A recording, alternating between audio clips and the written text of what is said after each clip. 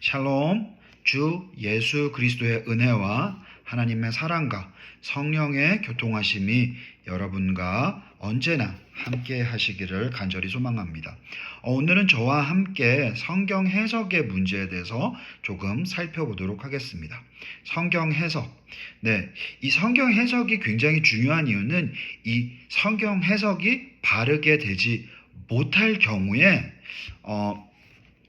굉장히 잘못된 해석으로 빠져서 이단에 빠질 가능성이 농후해지기 때문입니다. 그래서 성경을 해석할 때 성경을 해석하는 원칙을 지키라라고 많은 사람들이 이야기를 합니다. 이 성경 해석의 원칙은요, 크게 종교 지도자, 종교 개혁가들에게로 넘어가면요, 크게 네 가지 관점으로 제시가 됩니다. 첫 번째 관점은요, 스텝 바이 스텝인데요. 먼저 문법적 해석입니다. 문법적 해석. 문법적 해석은요, 성경 해석의 가장 기본적인 원칙 안에서 시작이 되는데요. 성경의 어떤 구절이든지 그 구절이 속해 있는 본문 전체의 문맥을 고려해서 해석해야 된다. 그 부분과 연결되는 거라고 할 수 있습니다. 이거는 또한 문자적, 문학적 해석이라고도 하는데요. 문자적, 문학적 해석.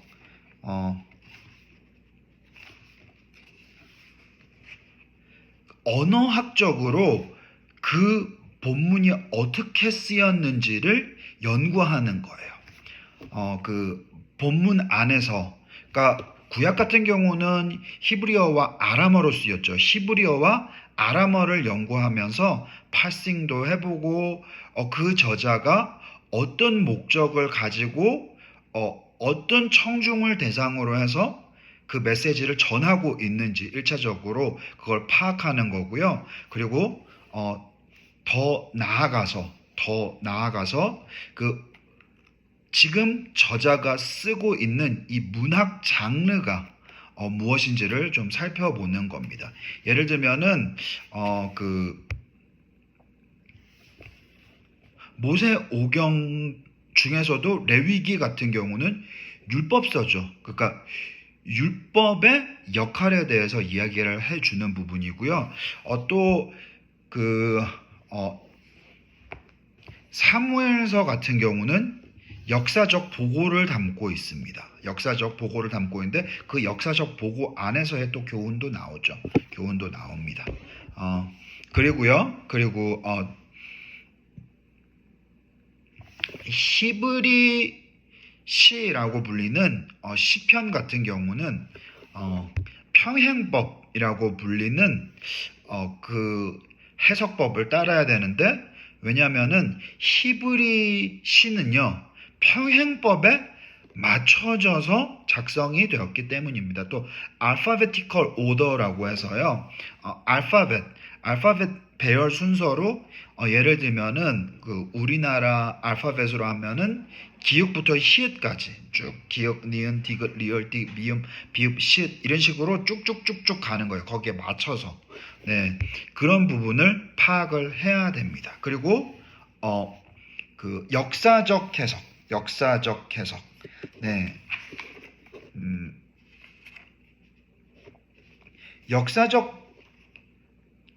해석을 해야 되는데, 역사적 해석은 어떤 거냐면요,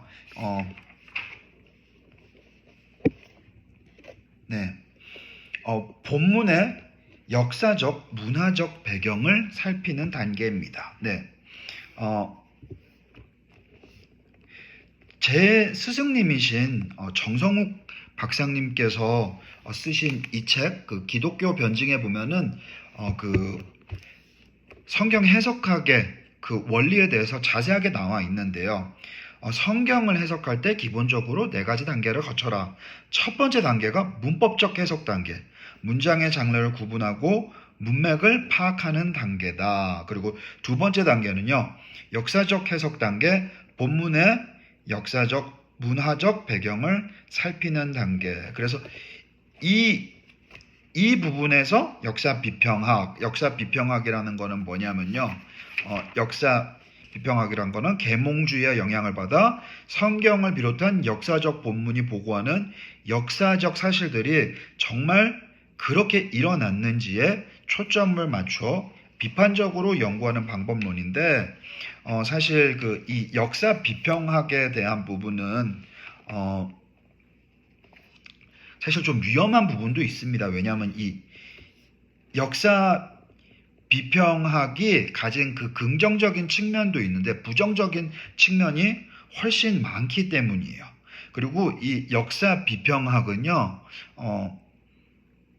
좀 잘못하면은 기독교 신앙의 초자연적인 토대를 무너뜨릴 수 있기 때문에 이거는 굉장히 조심스럽게 접근을 해야 되는 거는 사실입니다. 어쨌든 이 두 단계를 거치면요, 성경 본문의 원래 의미는 어느 정도 파악이 됩니다. 특히 성서학적으로요. 네, 성서학이라는 거는 저희가 말하는 비블리컬 티올로지가 아니라요. 비블리컬 스터디스 쪽으로. 그러니까 17세기 이후에 가블러라는 인물이 등장을 하는데 그 가블러가 이야기하는 그런 부분하고도 좀 연결이 됐는데요. 네. 그래서 그 성서학적으로 파악을 할 수 있다. 근데 거기서 멈추면 안 됩니다. 거기서 멈추면 안 되고요. 이 두 단계를 거쳐서 신학적 단계로까지 가야 됩니다. 이 신학적 단계로 가는 게요, 어떻게 보면은 조직신학과 역사신학의 도움을 받는 거죠. 네. 역사적으로 드러난 이 교리의 도움을 받는 거예요. 네. 그러니까 기본 기독교 교리, 근본을 형성하는 그 교리, 그 교리의 도움을 받는 단계가 이 신학적 해석 단계입니다. 신학적 해석 단계. 그래서 이 신학적 해석 단계에서는요, 본문에서 이 하나님의 어떠하심과 사역과 뜻과 계획에 대해서 해석해내는 단계라고 할 수가 있습니다. 그렇기 때문에 이 조직신학의 도움을 받는 단계다, 혹은 교리의 도움을 받는 단계다. 그러니까 역사적으로 일어난 이 이벤트 안에서 일어난 그 교리의 도움을 받는 단계가 바로 신학적 해석 단계라고 할 수가 있습니다. 그래서 이 단계에서는요, 이 본문이 하나님의 속성과 본성에 대해 무엇을 가르치는지, 그리고 하나님의 사역과 뜻에 대해서 던지는 메시지는 무엇인지 등과 같은 질문에 답을 구하는 과정이다라고 이야기를 할 수가 있죠. 네. 그래서 이 단계를 잘 거치기 위해서 우리가 항상 가져야 되는 것은, 신학은 사중분과가 있습니다. 사중분과. 성서학, 그리고 조직신학, 역사신학, 그리고 실천신학이죠. 근데 이 네 개가요, 하모니를 이루어야 됩니다. 하모니를 이뤄서 그 해석의 풍성함을 드러내줘야 돼요. 그런데 한 관점만 가지게 되면은 위험하게 됩니다. 왜냐하면은 한 관점만 가졌을 경우 아이스제시스, 그러니까 자의적 해석으로 빠질 가능성이 굉장히 많기 때문이에요. 그래서 이 실천 신학의 단계도 중요한데요. 이 실천 신학의 단계가 드러나는 부분이 네 번째 단계입니다. 바로 적용입니다. 적용. 하나님의 뜻과 계획에 대해서 우리가 어떻게 반응할 것인지를 묻고요. 그것을 통해 얻은 영적 통찰을 현실의 삶에 어떻게 적용할지 묻는 단계로서의 적용입니다. 네. 그래서 이 적용점은요, 개인적으로도 찾을 수 있고요. 두 번째는요, 공동체적으로도 찾아낼 수가 있습니다.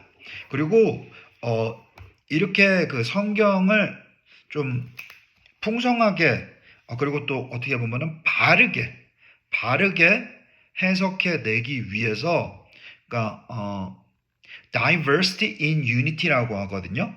그러니까 우리 해석자들이 성경을 해석할 때요. 그러니까 다른 관점으로 해석해 낼 수도 있습니다. 그런데 이 다른 관점이 우리가 굉장히 조심해야 되는 부분인데요. 이 다른 관점이요. 정말 이 기독교 신앙의 근본을 형성하는 이 교리의 이 지배를 받지 않는 자기가 소설을 쓰는 그런 해석의 단계로 가면은 큰일 납니다. 큰일 나요. 네, 그러면 이단됩니다.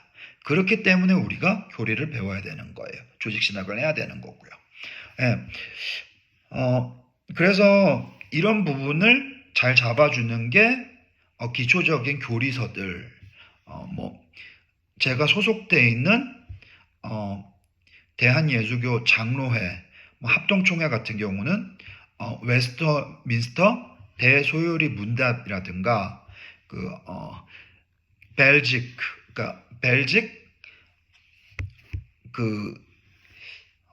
그리고 혹은 하이델베르크 신학 문답 같은 그 신학 문답서가 굉장히 중요합니다. 또한 칼빈의 기독교 강요 이런 책들 굉장히 중요하고요.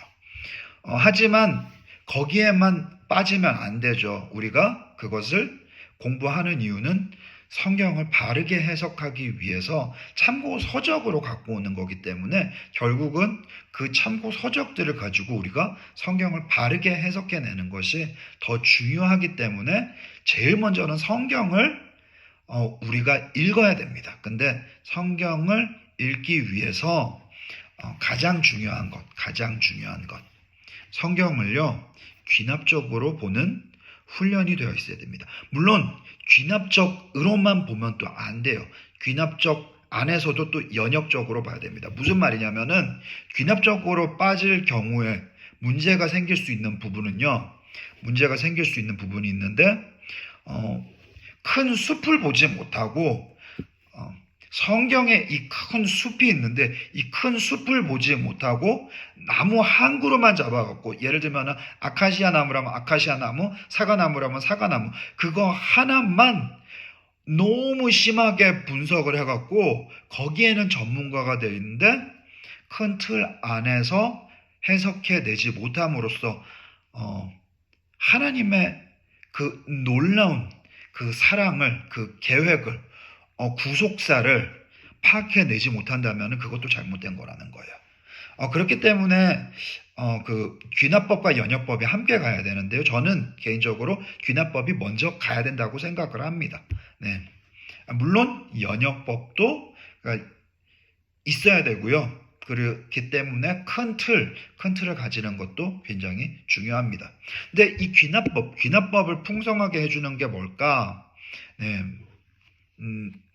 8가지 단계 있습니다. 8가지 단계. 네. 이것도 제가 20년 넘게 동안 수많은 이 귀납법적 성경 연구 단체를 쫓아다니기도 하고 그리고 또 그 단체에서 나온 테이프들이나 예전에는 테이프였습니다. 테이프나 아니면 그 다음에 CD로 넘어갔죠. CD나 동영상 강의들을 보면서 파악해낸 건데요. 8가지 관점입니다. 낙곰체자 상큰 문화. 네, 무슨 말이냐면 성경 본문을 읽을 때요. 어떤 본문이든 너무 패밀리어한 것 같은 본문일지라도 낯설게 읽으라는 겁니다.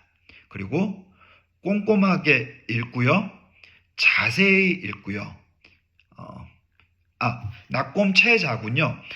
낯설게 읽고 꼼꼼하게 읽고 체계적으로 정리하면서 1, 2, 3 이런 식으로, 그리고 그 밑에 또 A, B, C, 그 밑에 또 기역, 니은, 디귿 이런 식으로 정리하면서 체계적으로 정리하면서 자세히 읽으라는 겁니다.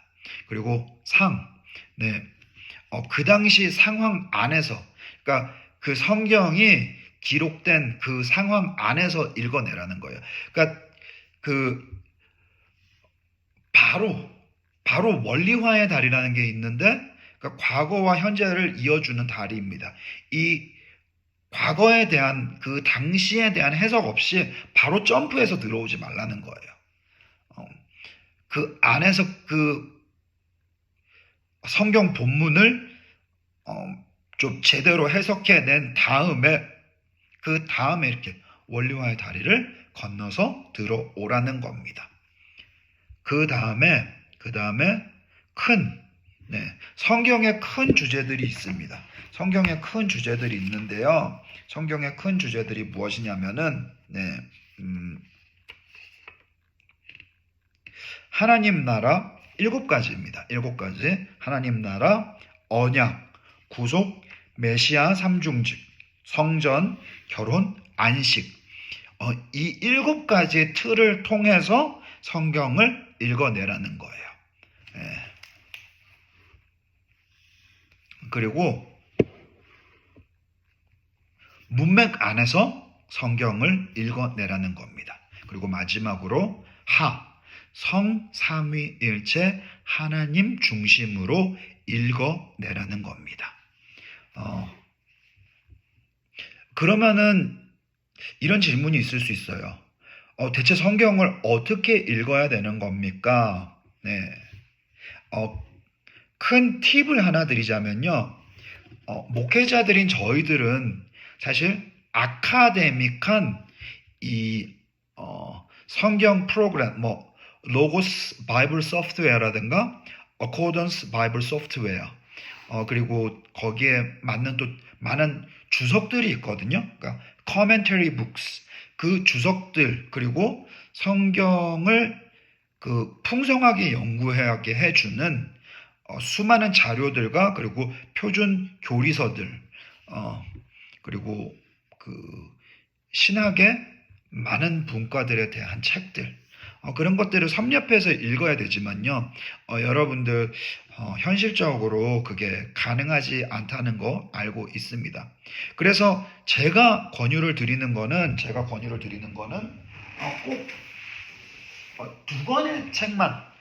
두 권의 책만 있어도 저는 된다고 생각을 하는데요.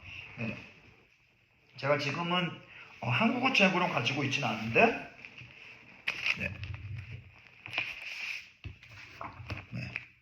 이 책입니다. Biblical Theology Study Bible. 그러니까, NIV 존 더벤 바이블에서 이렇게 이름이 바뀌었는데, 왜 이렇게 이름이 바뀐지는 모르겠는데, 한국어로도 있습니다. 그 성경신학 스터디 바이블이라고 있는데, 그 책 구매하시면 좋고요. 그리고 두 번째 책, ESV 스터디 바이블입니다. 이 두 권의 책만 있어도요, 여러분 어느 정도 성경의 의미를 깊이 파악해 내실 수 있을 겁니다. 그래서 하나님의 뜻을 우리가 깊이 발견할 수 있는 것은요, 어떤 이단들의 주장처럼 직통계시를 통해서 되는 것이 아닙니다. 하나님의 말씀인 이 성경, 우리에게는 이 성경이 주어져 있어요. 그렇기 때문에 이 성경 한 권으로 우리는 충분하다, 이 마음을 가져야 되고요. 그렇기 때문에 성경을 더 깊이 연구함으로써 하나님 아버지의 사랑을 더 깊이 알아가고자 노력해야 되는 것이죠. 이렇게 노력하며 나아가는 우리 됨으로써 정말 하나님의 그 풍성하신 사랑을 마음껏 누릴 뿐만 아니라 그 받은 사랑을 많은 사람들에게 나누어주는 우리 모두 되시기를 주님의 이름으로 간절히 축원합니다. 들어주셔서 정말 감사드립니다.